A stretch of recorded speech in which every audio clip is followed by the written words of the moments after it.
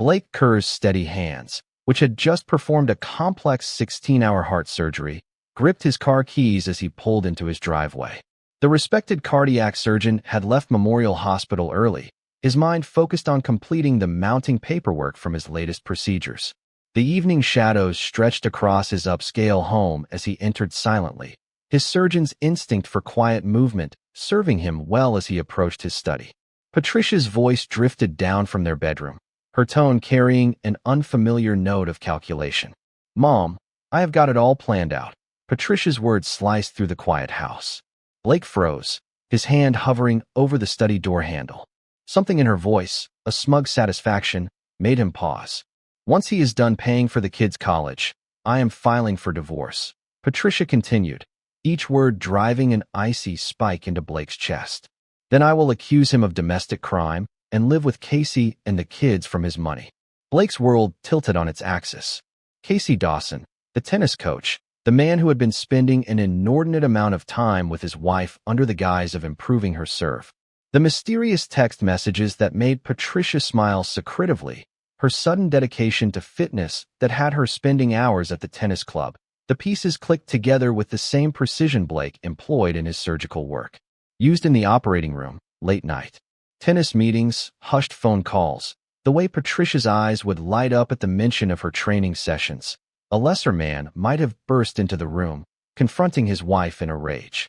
But Blake Kerr hadn't become one of the country's top cardiac surgeons by acting on impulse. His mind, trained by years of high-stakes surgeries, was already analyzing, planning, preparing. Without making a sound, Blake retreated to his study. His movements were deliberate, controlled, the same way he handled the scalpel during a critical procedure. As he sat behind his desk, his expression remained neutral, but his eyes had taken on the focused intensity his surgical team knew well.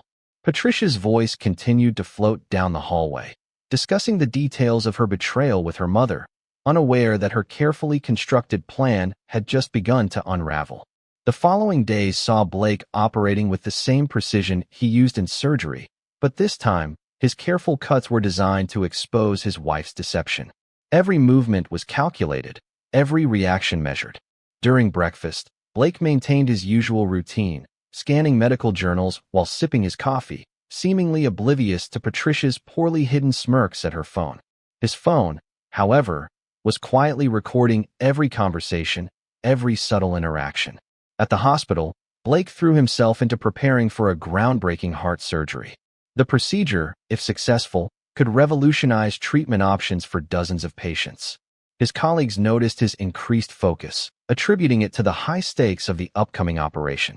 Dr. Kerr, a young resident, approached him during rounds. "The board is particularly interested in the outcome of this procedure."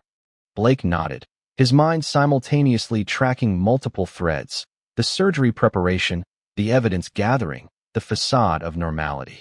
"Then we'll make sure to exceed their expectations."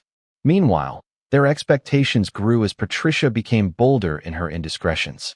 At the country club, she sat too close to Casey Dawson, their heads bent together over supposed training schedules. Blake observed from a distance as their mutual friends awkwardly averted their eyes, discomfort evident in their forced smiles. Jay Fuller, Blake's longtime friend and fellow doctor, approached him at the club bar. "Hey, Blake. Patricia mentioned she'd be late tonight. Something about an emergency tennis committee meeting." Blake noticed the slight tremor in Jay's voice, the way his eyes wouldn't quite meet his. Another piece of the puzzle clicked into place. Jay was complicit in covering Patricia's affair. "Thanks for letting me know," Blake replied smoothly, logging this betrayal away with the others. Later that day, Blake met with Lawrence Sullivan, the city's most formidable divorce attorney. The meeting took place in a private room at a downtown restaurant, far from prying eyes. "Document everything," Sullivan advised, his expression grim. "Every meeting, every call, every suspicious transaction." Blake pulled out a tablet displaying the evidence he had already gathered. "I'm ahead of you there." Sullivan's eyebrows rose as he swiped through the files. "Most clients come to me with suspicions. You're bringing me a case." The discovery of Patricia's secret bank account came through meticulous investigation. Blake traced the money transfers with the same attention to detail he used in examining medical charts. Each transaction told a story of premeditated betrayal. Then came the email from Brooke Dawson. Casey's ex-wife had heard rumors about his latest student and felt compelled to reach out. Dr. Kerr, her message began. You should know that Casey has a pattern. He specifically targets wealthy married women. Your wife isn't his first, and she won't be his last. Brooke's information provided a critical piece of the puzzle. Casey Dawson wasn't just an opportunistic tennis coach. He was a predator. A calculating predator with a history of similar affairs at the hospital. Blake channeled his personal turmoil into professional excellence. The revolutionary surgery he had been preparing for became his anchor, a reminder of who he was beyond his failing marriage. The operation itself was a masterpiece of surgical precision. For 8 hours, Blake worked with unwavering focus, his hands steady as he pioneered a new technique that would change lives. Remarkable work, Dr. Kerr. Dr. Troy Clemens, the chief of surgery, congratulated him afterward. This will put Memorial Hospital on the map. The celebration dinner that followed was an exercise in restraint. Patricia played her role perfectly, hanging on Blake's arm and beaming with pride. But her phone kept lighting up under the table, Casey's messages providing a constant counterpoint to her performance. Later that night, as Blake worked in his study, Patricia's voice once again carried through the house. She was on another call with her mother, unaware that every word was being recorded. The allegations need to be believable, her mother counseled. We'll start small, emotional manipulation first, then escalate. What about the twins? Patricia asked, referring to Taylor and Sandy. They need to side with me for this to work. They're in college now, her mother replied. Promise them whatever they want. Once we get Blake's money, we can control the narrative. Blake sat in his darkened study, listening to his wife and mother-in-law plot his destruction. His expression remained impassive, but his eyes held the same intensity they did during complex surgeries. Every word they spoke was another piece of evidence, another tool he would use to excise this cancer from his life. As he sat there, Blake Kerr wasn't just a surgeon planning a precision strike. He was a man preparing to cut out the malignancy that threatened to destroy everything he had built. And like every surgery he performed, failure wasn't an option. Kerr sat in his office at Memorial Hospital, his fingers dancing across the keyboard with surgical precision. The screen displayed his banking interface as he methodically transferred assets to secure accounts he had established days earlier. Each transaction was documented, photographed, and logged with the same attention to detail he brought to his medical charts. A notification popped up, another successful transfer. The joint accounts were being drained, though Blake carefully left enough to avoid any legal complications. His mouse hovered over the college tuition payment portal before clicking cancel on the upcoming installments. His phone buzzed with a text from Taylor and Sandy, confirming their lunch meeting. Blake had chosen an upscale restaurant across town, far from their usual haunts where Patricia's social circle might spot them. The twins arrived together, their father's punctuality evident in their timing. Taylor, with her father's analytical mind, and Sandy, possessing his quiet strength, settled into their seats. Concern creased their brows at their father's unusual secrecy. Dad, what's going on? Taylor asked, her pre-med training making her particularly attuned to subtle changes. You've never asked us to meet like this before. Blake pulled out his tablet, his expression grave. There's something you need to hear, he said, pressing play on the first recording. Patricia's voice filled their private dining room, discussing her plans to falsely accuse their father of domestic crime.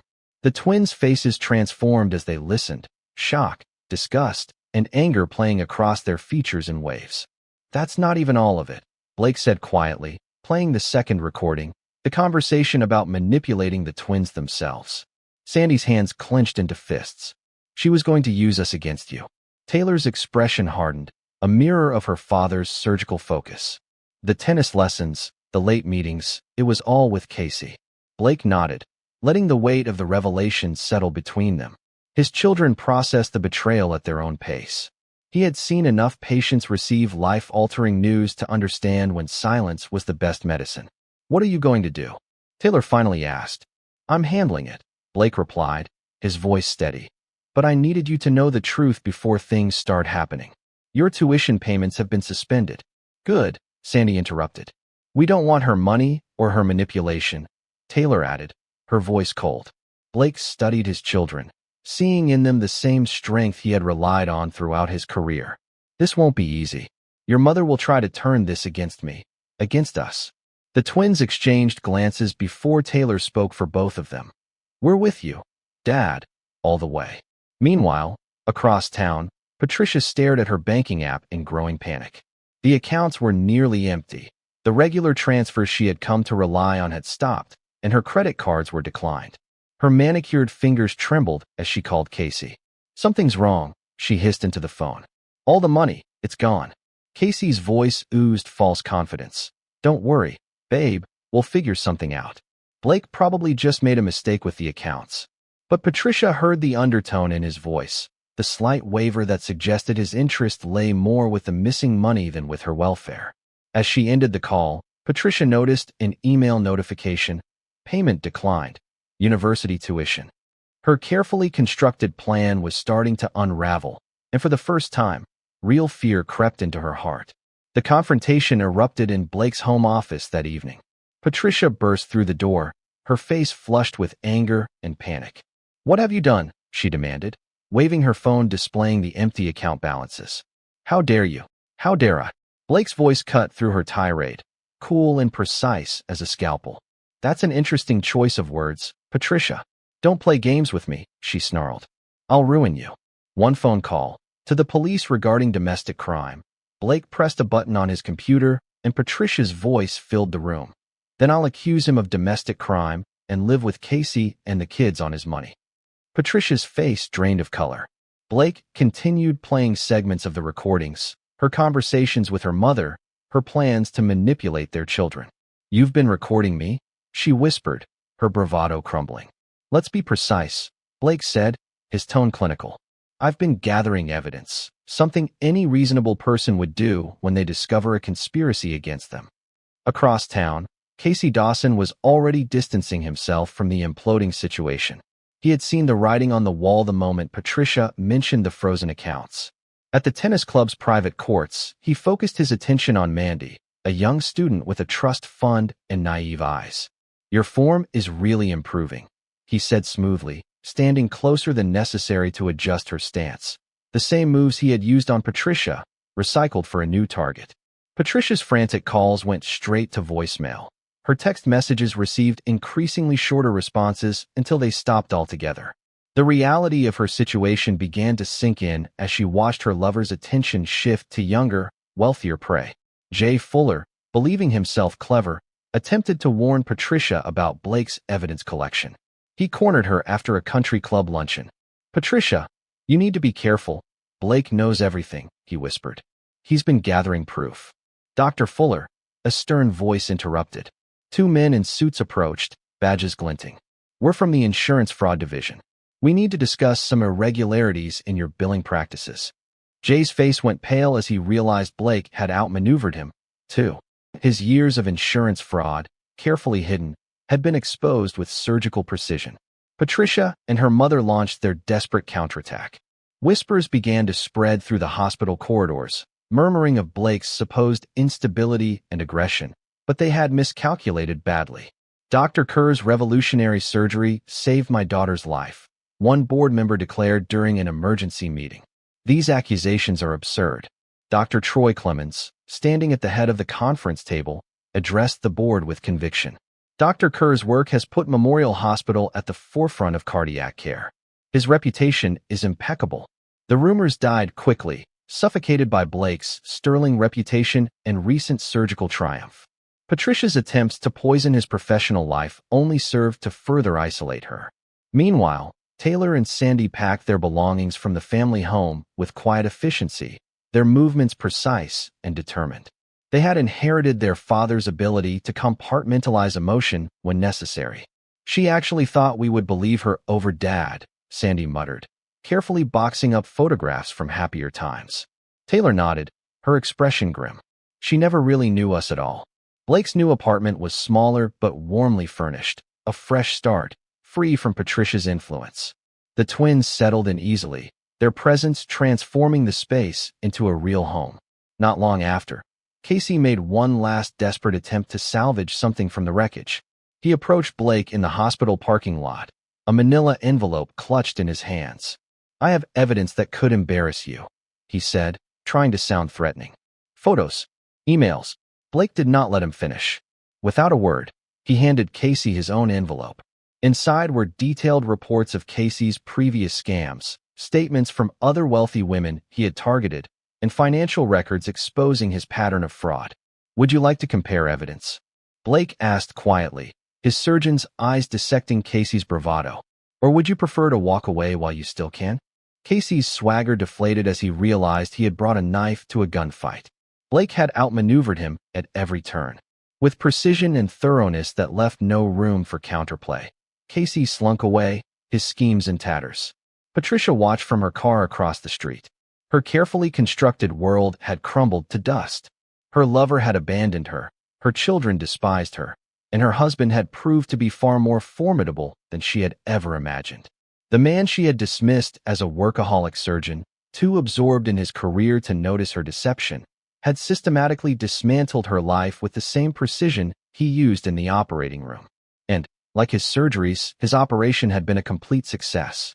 The courtroom buzzed with tension as Lawrence Sullivan rose to present Blake Kerr's case. The veteran divorce attorney moved with the confidence of a man holding a winning hand. "Your Honor," Sullivan began, "what we have here is not merely a case of infidelity, but a calculated conspiracy to defraud and defame my client." Patricia shifted uncomfortably in her seat, her discount store outfit a stark contrast to her former designer wardrobe. Her attorney, a public defender, since no private lawyer would take her case, shuffled papers nervously. Sullivan methodically presented the evidence: recordings, financial records, photographs. Each piece clicked into place like a surgical instrument being laid out for an operation. "And now, Your Honor, we present evidence of premeditated plans to falsely accuse Dr. Kerr of domestic crime." Sullivan played the recordings that had first alerted Blake to his wife's betrayal. Patricia's face contorted with rage and fear as her own voice filled the courtroom. "Then I'll accuse him of domestic crime and live with Casey and the kids off his money." The judge's expression darkened with each new piece of evidence. When Patricia's mother took the stand to testify against Blake, Sullivan was ready. "Mrs. Henderson," Sullivan addressed Patricia's mother, "could you explain these emails?" He projected a series of messages onto the courtroom screen. For years, the older woman had been facilitating her daughter's affairs. "That is private correspondence." Patricia's mother sputtered. "Indeed," Sullivan replied coldly. "Private correspondence that shows a pattern of enabling adultery, fraught not just with Mr. Dawson, but with 3 other men over the past decade." The courtroom stirred as this revelation landed. Patricia's mother deflated on the stand, her credibility evaporating. Next came the twins' testimony. Taylor took the stand first, her composure matching her father's surgical precision. "My mother saw us as assets," Taylor stated, her voice clear and firm. "She planned to use us as weapons against our father. But Dad never once spoke ill of her to us. He let the truth speak for itself." Sandy followed, his testimony equally damaging. "While Mom was plotting with her tennis coach, Dad was saving lives and supporting our dreams." The choice of who to believe wasn't hard. Throughout their testimony, Blake sat stoically, his expression neutral, but his eyes reflecting pride in his children's strength. The judge's disgust became increasingly evident as the case unfolded.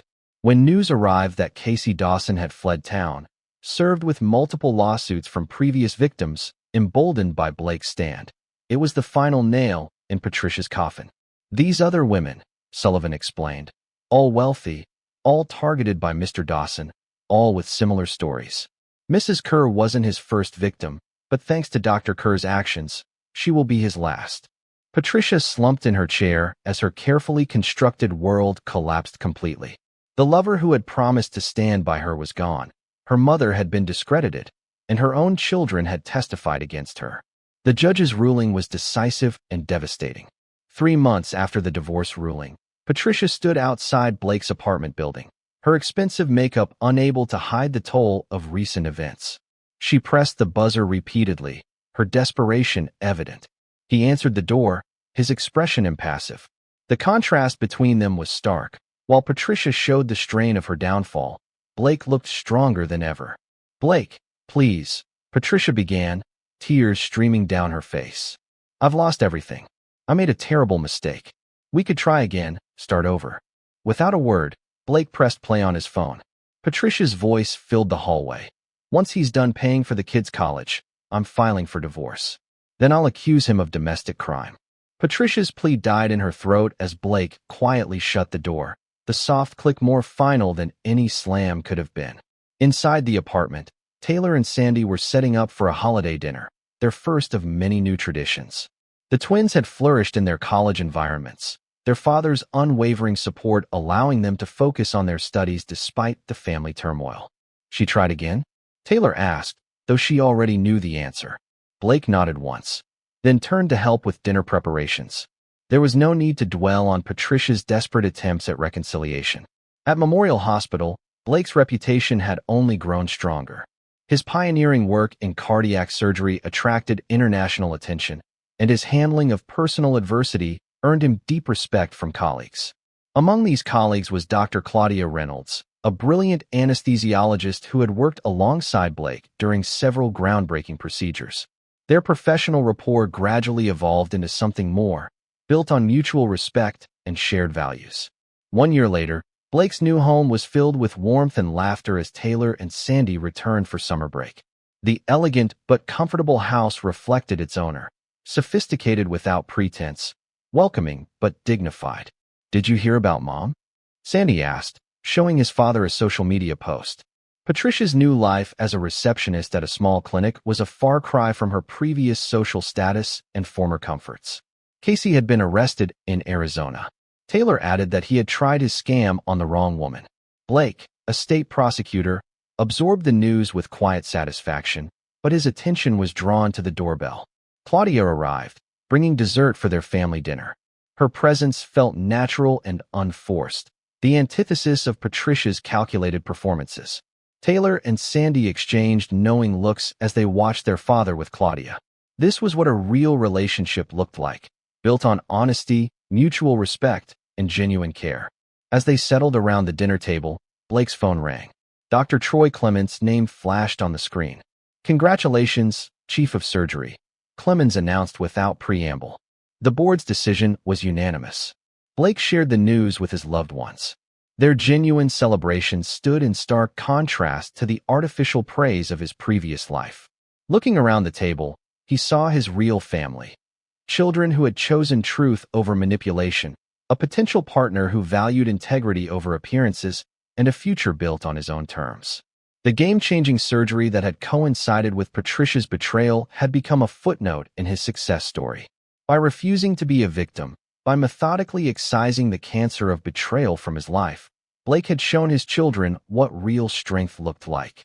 As laughter filled his new home, Blake Kerr knew that every calculated decision, every carefully planned step away from betrayal, had led him to something better than mere survival. He had turned crisis into opportunity, betrayal into triumph. The man who had saved countless lives in the operating room had also saved himself. And in doing so, he had built a life more genuine and fulfilling than the one Patricia had tried to destroy. Epilogue.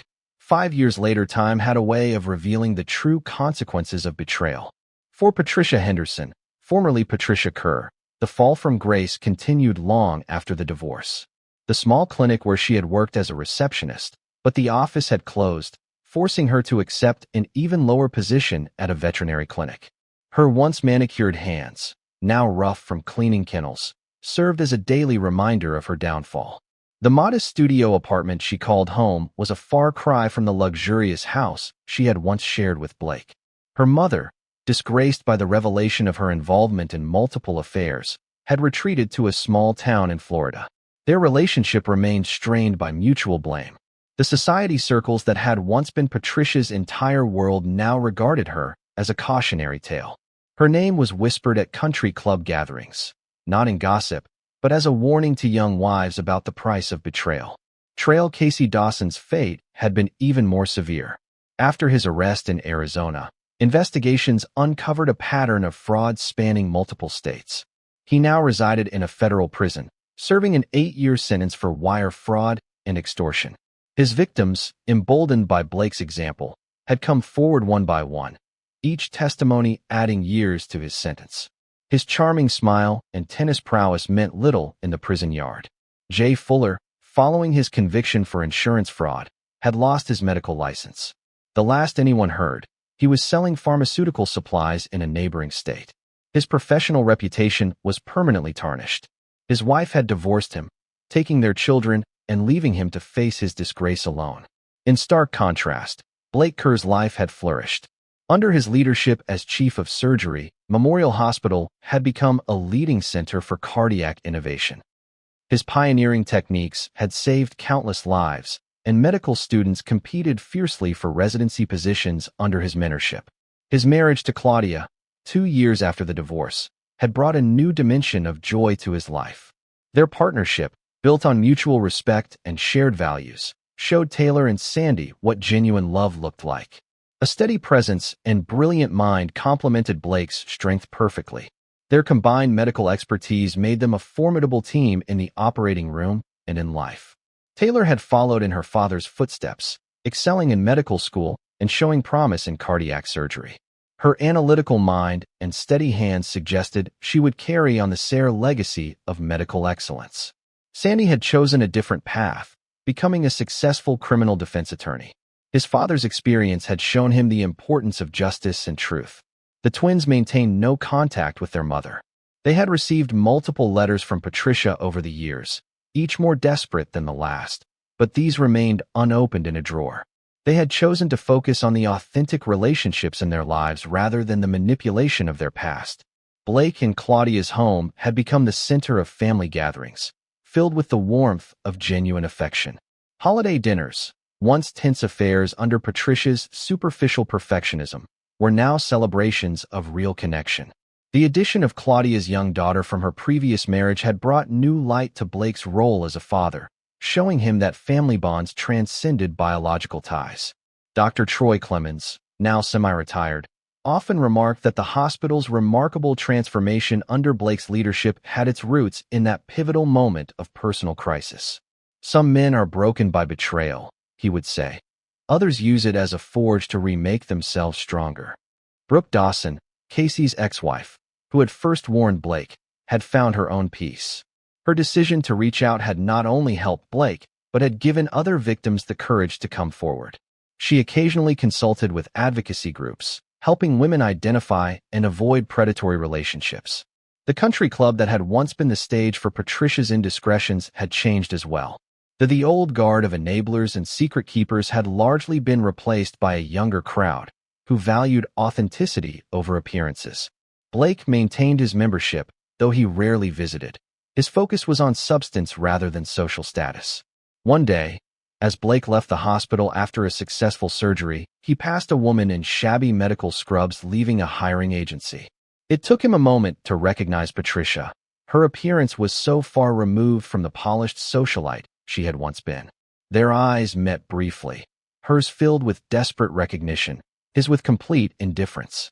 He continued to his car without breaking stride, his mind already on the family dinner awaiting him at home. That evening, surrounded by the love of his true family, Claudia, the twins, their partners, and his stepdaughter, Blake realized that Patricia's betrayal had ultimately been a gift. It had stripped away the artificial facade of his previous life, allowing him to build something real and lasting in its place. The man who had once discovered his wife's betrayal through an overheard phone call was gone. In his place stood someone stronger, wiser, and more complete, a man who had turned trauma into triumph, betrayal into blessing, and loss into legacy. Blake Kerr had not just survived, he had redefined what it meant to win. This is where our story comes to an end. Share your thoughts in the comment section. Thanks for your time. If you enjoyed the story, please subscribe to this channel, click on the video you see on the screen, and I will see you there.